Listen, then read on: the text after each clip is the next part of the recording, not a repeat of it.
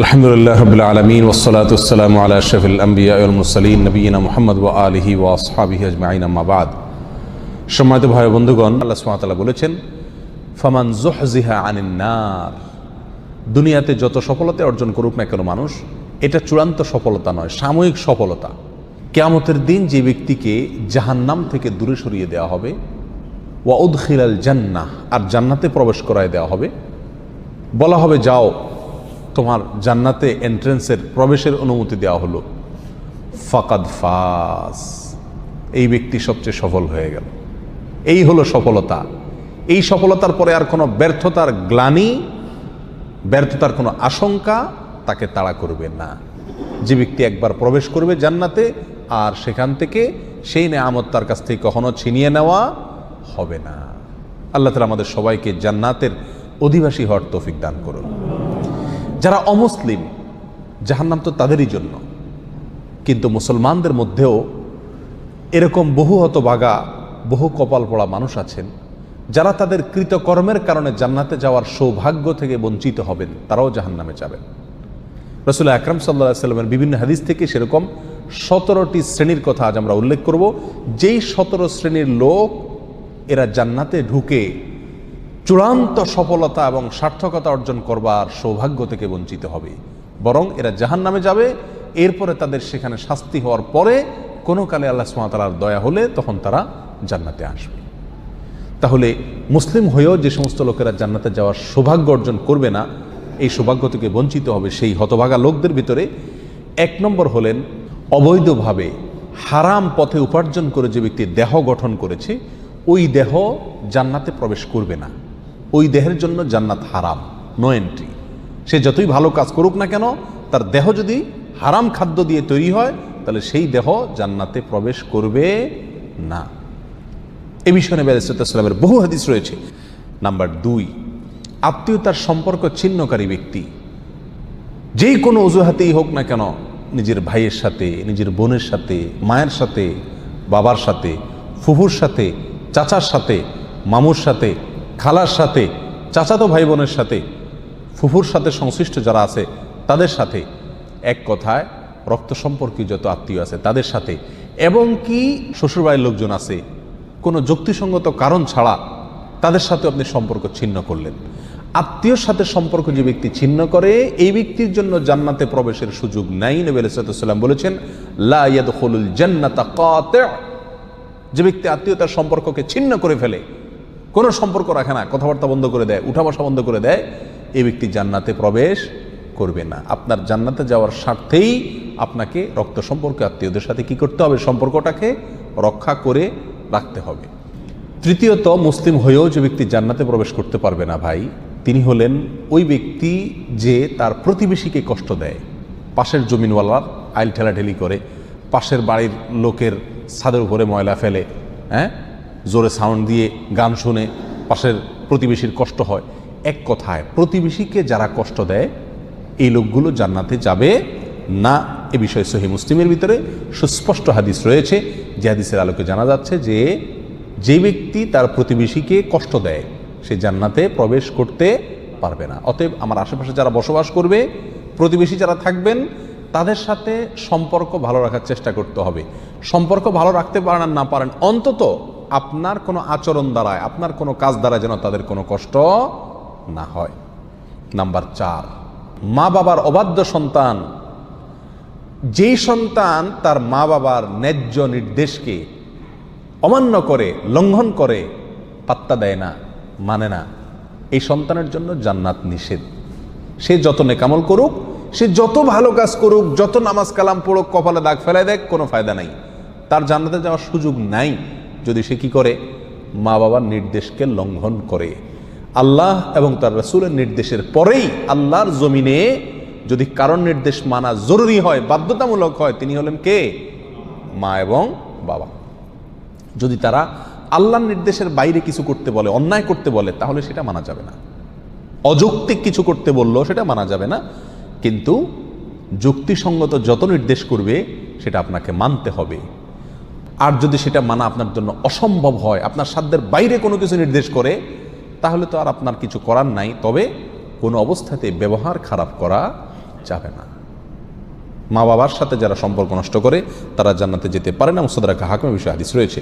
Number 5, মুসলমান হয়েও যারা জান্নাতে যেতে পারবে না তাদের ভিতরে 5 নম্বর ব্যক্তি হলো ভাই অশ্লীল ভাষায় কথা বলে, যে গালিগালাজ করে, যে কথায় কথায় আজে বাজে মন্তব্য করে এবং উগ্র মেজাজি, মানুষকে সবসময় দমায় রাখার চেষ্টা করে, দাবায় রাখার চেষ্টা করে, কখনো মানুষকে পাত্তা দেয় না, সাইড দেয় না, সবসময় সেই উপরে থাকার চেষ্টা করে, গোয়ার কিসিমের লোক যেটাকে বলা হয়। স্পষ্টভাবে হাদিসের ভিতরে এসছে যে এই শ্রেণীর লোক কি করবে না, জান্নাতে যাবে না। সুনান আবু দাউদ এবং অন্যান্য হাদিসের কিতাবে হাদিস রয়েছে।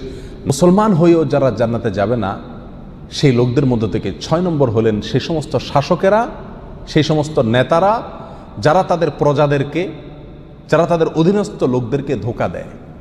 আজ দুনিয়ার কয়জন শাসক এর থেকে বাঁচতে পারবে সেটা আল্লাহই ভালো জানেন। বলেন একটা, করেন আরেকটা, নির্বাচনের আগে ওয়াদা করেন একটা, ধোঁকা দেন, পরে আর সেটা পালন করেন না। তো সে সমস্ত শাসকেরা যারা তাদের প্রজাদেরকে, অধীনস্থদেরকে ধোঁকা দেয় তারাও জান্নাতে প্রবেশ করতে পারবে না। এই বিষয়ে সহিহ বুখারীতে হাদিস রয়েছে। 7 নম্বর, মুসলমান হয়েও যে ব্যক্তি জান্নাতে যাবে না সে হলো অন্যের সম্পদ যে আত্মসাৎ করে। প্রথম শ্রেণীটা ছিল যে হারাম মাল ভক্ষণকারী, সেটা আল্লাহর হক নষ্ট করে হতে পারে। আর এই 7 নম্বর পয়েন্টটা হলো যে কোনো মানুষের হক আপনি নষ্ট করে টাকা কামাই করলেন, যেভাবেই হোক, সেটা ধোঁকা দিয়ে হোক, প্রতারণা করা হোক, হাওলাত নিয়ে আটকায় দিয়ে হোক, চান্সে চুরি করে হোক, অথবা চিটারি করে হোক, যেই কোনোভাবে অন্যের সম্পদ যদি আত্মসাৎ করেন গায়ের জোরে বা বুদ্ধির জোরে আর করে সেটা আপনি দখল করে ফেলেন, তো মনে রাখবেন এই ব্যক্তির জন্য জান্নাতে যাওয়ার কোনো সুযোগ নাই। নাম্বার 8, উপকার করেও যে ব্যক্তি খোঁটা দেয়, কাউকে উপকার করছে, করে কি করে, খোঁটা দেয়, এই ব্যক্তি জান্নাতে যাবে না। মদ পানকারী ব্যক্তির কথাও আছে হাদিসে সুনান নাসাইর, যে উপকার করে কাউকে খোঁটা দিলেন, উপকার করছেন, জীবনে কোনোদিন বলতে পারবেন আমি তোমার জন্য করছি, তাহলে আল্লাহর কাছ থেকে তো বিনিময় পাবেনই না, উপরন্ত শাস্তি হিসাবে জান্নাতেও আপনার প্রবেশের সুযোগ থাকবে না। সাবধান, কারোর জন্য কিছু করেছেন জীবনে, মুখের বাহির সেটা কোনোদিন করা যাবে না। আর যদি করছেন তাহলে এই উপকার করার চাইতে না করা আপনার জন্য ভালো ছিল, কারণ না করলে আপনি কোনো গুনাহগার হতেন না, কিন্তু করার কারণে, করে খোঁটা দেওয়ার কারণে আপনি জাহান্নামী হচ্ছেন, গুনাহ করছেন। আল্লাহ তাআলা আমাদেরকে হেফাজত করুন। নাম্বার 9, চগলখোর ব্যক্তি ভাই, চগলখোর যে ব্যক্তি এর কথা ওর কাছে লাগায়, ওর কথা এর কাছে লাগায়, সবার কাছে ভালো থাকার চেষ্টা করে, মুনাফিক কিসিমের লোক। এরা সমাজের সমস্ত ঝগড়া ফাসাদ লাগানোর ক্ষেত্রে মূল ভূমিকা রাখে। আল্লাহ মাফ করুন, এই চরিত্র আমাদের অনেকের ভেতরেই কম বেশ আছে। এই চগলখোর লোক জান্নাতে প্রবেশ করবে না, সহিহ মুসলিম হাদিসে রয়েছে। নাম্বার 10, অন্যের পিতাকে যে নিজের পিতা বলে পরিচয় দেয়। অনেক পালক পুত্র আছে নিজের জন্মদাতা বাবাকে বাবা হিসাবে পরিচয় দেয় না, যে লালন পালন করে তাকে বাবা হিসাবে পরিচয় দেয়। তো অন্যের পিতাকে যদি নিজের পিতা হিসাবে পরিচয় দেয় এই ব্যক্তিও জান্নাতে প্রবেশ করবে না, এবং সহিহ বুখারীতে হাদিস রয়েছে, যদিও সে কি হয়, মুসলমান হয়। নাম্বার 11, অহংকারকারী, গর্বকারী যে ব্যক্তি খুব অহংকার করে, দাম্ভিকতা দেখায়, অহমিকা দেখায়, প্রদর্শন করে, অথবা মনে মনে নিজেকে খুব বড় মনে করে, এই কপাল পড়া যত ভালো মানুষই হোক সে মুসলমান হয়েও কি করতে পারবে না, জান্নাতে যেতে পারবে না। নবী আলাইহিস সালাম বলেছেন, লা ইয়াদখুলুল জান্নাতা মান কানা ফি কলবিহি মিসকালু যাররাতিন মিন কিবর, যার অন্তরে বিন্দু পরিমাণে, সরিষার দানা পরিমাণে বা অনুপরিমাণে অহংকার আছে, এই ব্যক্তি জান্নাতে প্রবেশ করবে না। বিনয়ী মানুষেরা জান্নাতে যাবে, বিনয়ী যারা নিজেকে ছোট মনে করে, সবসময় অন্যকে বড় মনে করে, নিজের দোষের কথা আগে দেখে, নরম থাকে, অহংকার করে না, এই লোকগুলো জান্নাতি। আর যারা অহংকার করে এই লোকগুলো জাহান্নামী। আল্লাহ তাআলা আমাদেরকে হেফাজত রাখুন। 12 নম্বর, যে ব্যক্তি মুসলিম হয়েও জান্নাতে যাবে না, জান্নাতে যাওয়ার সুযোগ থেকে বঞ্চিত হবে, আর সে ব্যক্তি হলো ওই ব্যক্তি যে ব্যক্তি রাসূলুল্লাহ সাল্লাল্লাহু আলাইহি সাল্লামের নাফরমান। রাসূলুল্লাহ সাল্লাল্লাহু আলাইহি সাল্লামের নির্দেশ জানার পরেও সেটাকে কি করে না, কেয়ার করে না। বাপদাদার নির্দেশকে অগ্রাধিকার দেয়, 14 গোষ্ঠী কী করে আসছে সেটাকে অগ্রাধিকার দেয়, পীর সাহেব কী বলছেন সেটাকে অগ্রাধিকার দেয়, যদি রাসূল সাল্লাল্লাহু আলাইহি সাল্লামের কথার বিপরীত হয়, এরকম যদি হয় তাহলে সেই ব্যক্তি জান্নাতে প্রবেশ করবে না। নবী আলাইহিস সালাম বলেছেন, কুল্লু উম্মতি ইয়াদখুলুনাল জান্নাতা ইল্লা মান আবা, আমার উম্মতের প্রত্যেক সদস্য সবাই জান্নাতে যাবে, শুধু যে অস্বীকার করলো সে জান্নাতে যেতে পারবে না। সাহাবা ইকরাম প্রশ্ন করলেন, ওমাই আবা ইয়া রাসূলুল্লাহ, হে আল্লাহর রাসূল, অস্বীকার করছে কে? তিনি বলেছেন, মান আতাআনি দাখালাল জান্নাহ ওয়া মান আসানি ফাকাদ আবা। যে ব্যক্তি আমার হুকুমকে, আমার নির্দেশকে মান্য করেছে, মেনে চলেছে, সে জান্নাতে যাবে। আর যে আমার নির্দেশকে মান্য করে নাই, সে অস্বীকার করলো, আর যে অস্বীকার করলো সে জাহান্নামে যাবে, সে জান্নাতে যাবে না। নাম্বার 13, মুসলিম হয়েও যে ব্যক্তি জান্নাতে যাবে না সে ব্যক্তি হলো ওই মহিলা, যে মহিলা অকারণে স্বামীর কাছ থেকে তালাক চায় কথায় কথায়। আমাদের মা বোনদের ভিতরে অনেকের ভেতরে এই চরিত্র আছে, এই দোষ আছে, কথায় কথায় স্বামীর কাছ থেকে তালাক চায়। এর আগে এক আলোচনায় বলেছিলাম, ইবলিস শয়তানের কাছে সবচেয়ে প্রিয় কাজ, যেই কাজে ইবলিস শয়তান সবচেয়ে বেশি খুশি হয়, সেটা হলো একটি দাম্পত্য জীবনে যখন বিচ্ছিন্নতা এসে যায়, স্বামী স্ত্রীর ভিতরে যখন বিচ্ছেদ ঘটে যায়, তখন শয়তান সবচেয়ে বেশি খুশি হয়। একজন মানুষ হত্যা করলে, একজন মানুষ মদ পান করলে, একজন মানুষ চুরি করলেও শয়তান এত খুশি হয় না যত খুশি হয় পারিবারিক জীবনে বিচ্ছিন্নতা ঘটে গেলে। এই জন্য এই বিচ্ছিন্নতা চাওয়া, তালাক চাওয়া, এটাও দোষের বিষয়। কোনো মহিলা যদি রাগের কারণে তালাক চায় স্বামীর কাছে কথায় কথায়, তাহলে এরাও জান্নাতে প্রবেশ করবে না। আল্লাহ তাআলা আমাদের মা বোনদেরকে হেফাজত করুন। সুনানে তিরমিজিতে এই বিষয়ে হাদিস রয়েছে। নাম্বার 14, মুসলিম হয়েও যারা জান্নাতে যাবে না তারা হলো দুনিয়ার উদ্দেশ্যে যারা ইলম অর্জন করে। দুনিয়ার উদ্দেশ্যেই কি করে? ইলম অর্জন করে। কোরআন হাদিস শিখে পয়সা কামাই করার জন্য, চাকরি করার জন্য, বা এটা বিক্রি করে খাওয়ার জন্য, এই ধান্দা যদি ইলম অর্জন করে তাহলে সে ব্যক্তিও জান্নাতে প্রবেশ করবে না। যদি কেউ দুনিয়াতে ইলম শিখে কিসের জন্য? দুনিয়ার কোনো ধান্দা, দুনিয়ার কোনো উদ্দেশ্যে, মানুষের কাছে বড় সাজবে, মানুষের কাছে মর্যাদা পাবে, সম্মান পাবে, মৌলানা সাহেব হবে, মুফতি সাহেব হবে, বক্তা সাহেব হবে, টাকা পয়সা কামাবে, দাওয়াত টাওয়াত খাবে, এই ধান্দায় যদি কোনো মৌলবী হয়, কোনো মানুষে এলেম শিখে, তাহলে সে ব্যক্তিও জান্নাতে যেতে পারবে না। আল্লাহ তাআলা আমাদেরকে হেফাজত করুন। নাম্বার 15, যে ব্যক্তি মাথায় কালো কলব ব্যবহার করে, চুলের মধ্যে, দাড়ির মধ্যে পিওর কালো কলব, যেখানে কোনো প্রকার মেহেদি টেদির মিক্সও নাই, একেবারে পিওর কালো কলব ব্যবহার করে, এই ব্যক্তিও জান্নাতে যাবে না। সূরা নাসাতে হাদিস রয়েছে। নাম্বার 16, রিয়াকারী ব্যক্তি, যে ব্যক্তি আমল করে, ভালো কাজ করে মানুষকে দেখানোর জন্য। বিশেষ করে আজ প্রিয় ভাইরা, অর্থনৈতিক যত ইবাদত আছে এগুলোর ভেতরে উদ্দেশ্যের অসাধুতা প্রচণ্ড পরিমাণে থাকে। আমরা এগুলো করি, অথচ ধান্দা থাকে মানুষ আমাকে বাহবা দিবে, আমাকে দানবীর বলবে, বা সবাই জানবে যে আমি দান টান করি, সবার কাছে আমি এটা ভালো সাজবো, এই একটা মানসিকতা কাজ করে। এটাকে রিয়া বলা হয়, লৌকিকতা বলা হয়। আপনি কোনো নেকামল, কোনো ভালো কাজ, সেটা অর্থনৈতিক হোক আর শারীরিক ভালো কাজ হোক, এটা করে যদি মানুষকে দেখানোর উদ্দেশ্যে করে থাকেন, তাহলে সেই আমলটি নেকামল হয়ে আপনার জন্য জান্নাতে যাওয়ার কারণ হওয়া তো দূরের কথা, এটি বরং আপনাকে জাহান্নামে নিয়ে যাবে। এটা শিরকে আসগর। নবী আলাইহিস সালাম বলেছেন, আখেরি জামানায়, শেষ যুগে, কিয়ামতের আগে দাজ্জালের যে আতঙ্ক হবে, যে আতঙ্কে তার ভেলকিতে অনেক মুসলমান অমুসলমান হয়ে যাবে, ঈমান হারা হয়ে যাবে। সে আল্লাহ দাবি করবে এবং অনেক কুদরত দেখাবে তার, দেখে অনেকে ভেলকিতে পড়ে যাবে।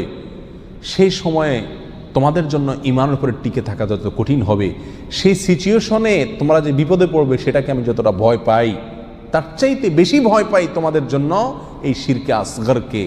অর্থাৎ এমন এক সময় আসবে যখন যত আমল করবে মানুষ, সবগুলো মানুষকে দেখানোর জন্য করবে, আল্লাহকে খুশি করার জন্য কোনো আমল খুঁজে পাওয়া কঠিন হয়ে যাবে। এই সেই রিয়া, লৌকিকতা, মানুষকে দেখানো, মানুষের কাছে বাহবা কুড়ানো, মানুষের কাছে সুনাম অর্জন করার জন্য যদি যে কোনো ভালো কাজ করা হয়, তাহলে এই ব্যক্তি জান্নাতে প্রবেশ করবে না। সহিহ বুখারী, সহিহ মুসলিমে বিষয় হাদিস রয়েছে। নাম্বার 17, ওয়ারিশকে বঞ্চিতকারী ব্যক্তি, যে ব্যক্তি তার পরিত্যক্ত সম্পত্তি থেকে তার কোনো ওয়ারিশকে কি করে? মাহরুম করে, এই ব্যক্তি জান্নাতে যাবে না। সুনান ইবনে মাজাতে এই বিষয় হাদিস রয়েছে। সম্মানিত ভাইয়েরা, কোনো ওয়ারিশ, আপনার কোনো সন্তান, আপনার কোনো ওয়ারিশ, সে যদি অন্যায় করে, আপনাকে শরীয়ত অধিকার দেয় নাই এটা বলে যাওয়ার যে আমি মরার পরে তাকে আমার কোনো সম্পত্তির ভাগ দিবা না। বহু মা বাপ এই কাজটি করেন, অনেক অভিভাবকরা এই কাজটি করেন, বলে যান মৃত্যুর আগে আমি মারা যাওয়ার পরে সে আমার লাশের কাছে আসবে না, আমার জানাজা পড়তে আসবে না, সে এগুলোর চেয়ে বড় কথা হলো সে আমার সম্পত্তিতে কোনো ভাগ পাবে না, সেজন্য ভিটাতে না আসে। মনে রাখতে হবে, আপনার ঘরে জন্ম নেওয়ার কারণেই আল্লাহ সুবহানাহু ওয়া তাআলা অধিকার দিয়েছেন আপনার সম্পত্তিতে তার হক আপনার মৃত্যুর পরে সে পাবে। সে যদি মন্দ হয় তার হিসাব আল্লাহ নেবেন, কিন্তু আপনি তাকে পরিত্যক্ত সম্পত্তি থেকে বঞ্চিত করার অধিকার আপনাকে ইসলাম দেয় নাই। কোনো সন্তানকে তেজ্য পুত্র করা এই জন্য শরীয়তের কাছে গ্রাহ্য বিষয় নয়। প্রচলিত আইনে হতে পারে তেজ্য পুত্র, আমি জানি না, কিন্তু ইসলামের দৃষ্টিতে তেজ্য পুত্র করার কোনো সুযোগ নাই। হ্যাঁ, অমুসলিম হলে সে সম্পত্তি পাবে না, সেটা ভিন্ন বিষয়, কিন্তু যতক্ষণ পর্যন্ত মুসলিম থাকবে ততক্ষণ পর্যন্ত পরিত্যক্ত সম্পত্তি তা কী করা যাবে না, বঞ্চিত করা যাবে না। যদি কেউ করে তাহলে সে কী হবে না, জান্নাতে প্রবেশ করতে পারবে না। এই 17 শ্রেণীর লোক, এরা মুসলিম হয়েও কি করতে পারবে না ভাই, জান্নাতে যেতে পারবে না। এর ভিতরে বেনামাজি, তার কথা তো বলাই বাহুল্য, কারণ ইচ্ছাকৃত নামাজ যদি ত্যাগ করে সব সময়, তাহলে তো ওলামা একরামের অনেকের মতো সে মুসলমানই না। আমরা এখানে বলেছি যে মুসলমান 5 ওয়াক্ত নামাজ কালাম পড়ে এরপরেও জাহান্নামে যাবে যারা, তারা হলো 17 শ্রেণীর লোক। আমরা এক নজরে আবারও বলে দিচ্ছি, হারাম খাদ্য যে গ্রহণ করে, 1, 2 আত্মীয়তার সম্পর্ক ছিন্ন করে যে, নাম্বার 3 প্রতিবেশীকে যে কষ্ট দেয়, নাম্বার 4 মা বাবার অবাধ্য সন্তান, মা বাবার কথা শোনে না সে, নাম্বার 5 উগ্র মেজাজি, তেড়া, গোয়ার, সবাইকে দমায় রাখে, এই টাইপের লোক। নাম্বার 6 অধীনস্থদেরকে, প্রজাদেরকে, যে সমস্ত শাসকেরা, যে সমস্ত রাজারা, যে সমস্ত রাষ্ট্রপ্রধানেরা, সরকার প্রধানেরা বা যে যে লেভেলে আছে সে তার প্রজাদেরকে ধোঁকা দেয় যে তারা। নাম্বার 7 অন্যের সম্পদকে অন্যায়ভাবে আত্মসাৎকারী ব্যক্তি। নাম্বার 8 উপকার করে কারোর খোঁটা দেয় যে ব্যক্তি, সে জান্নাতে যাবে না। নাম্বার 9 চগলখোর ব্যক্তি জান্নাতে যাবে না, মানুষের পিছনে কথা লাগায় বেড়ায় একজনের আরেকজনের কাছে। নাম্বার 10 অন্যকে নিজের পিতা হিসাবে, নিজের বাবাকে না বলে, পরিচয় না দিয়ে অন্যকে নিজের বাবা হিসাবে, পিতা হিসাবে পরিচয় দেয় যে ব্যক্তি, সে। নাম্বার 11 গর্ব এবং অহংকার করে যে ব্যক্তি, যার মনের ভিতরে অহংকার আছে, সেই জান্নাতে প্রবেশ করবে না। নাম্বার 12 রাসূলুল্লাহ সাল্লাল্লাহু আলাইহি সাল্লামকে যে ব্যক্তি ফলো করে না, তার নির্দেশকে মান্য করে না, সেই ব্যক্তি। নাম্বার 13 অকারণে তালাক কামনা করে, তালাক চায় যে মহিলা, সেই মহিলা। নাম্বার 14 দুনিয়াবি উদ্দেশ্যে যারা এলেম শিখে, কোরআন হাদিস শিখে, এলেম অর্জন করে, আলেম হয় দুনিয়াবি উদ্দেশ্যে, দুনিয়ার কোনো ধান্দায়, আল্লাহকে খুশি করা ছাড়া অন্য কোনো ধান্দায়, তারা। নাম্বার 15 চুলে বা দাড়িতে কোনো জায়গায় কালো কলব, পিওর কালো কলব ব্যবহার করে যারা, তারা। এবং নাম্বার 16 যে কোনো ভালো কাজ করে সেখানে মানুষকে দেখানো, এটা ফলাও করা, প্রচার করা, এই উদ্দেশ্য থাকে যাদের, তারা। নাম্বার 17 ওয়ারিশকে বঞ্চিত করে তার হক থেকে, এরকম অভিভাবক। এই শ্রেণীর লোকেরা মুসলমান হয়েও জান্নাতি হতে পারবে না। আল্লাহ তাআলা আমাদের সবাইকে এই দুর্ভাগাদের তালিকা থেকে আমাদের নামগুলোকে বের করে আনার তৌফিক দান করুন। চেষ্টা করব এই 17 শ্রেণীর কোনোটিতে যাতে আমার নাম না থাকে, এটাকে টাঙায় রাখবো, ঝুলায় রাখবো লিস্টটাকে, এবং আমার ভেতরের কোনো পয়েন্ট আছে কিনা সেটা দেখে যাচাই করে সেখান থেকে নিজেকে বের করে আনবো ইনশাআল্লাহ। এরপরে আল্লাহ সুবহানাহু ওয়া তাআলার কাছে জান্নাত চাইতে পারবো, আশা করতে পারবো জোরালোভাবে। আল্লাহ সুবহানাহু ওয়া তাআলা আমাদের সবাইকে আখিরাতে কিয়ামতের দিন একেবারে ফার্স্ট চান্সে, প্রথম চান্সেই জান্নাত যেন আমরা লাভ করতে পারি, জাহান্নাম থেকে মুক্তি নসিব যেন হয়, সেই তৌফিক দান করুন। জাযাকুমুল্লাহ ওয়া আখিরু দাওয়ানা আলহামদুলিল্লাহি রাব্বিল আলামিন।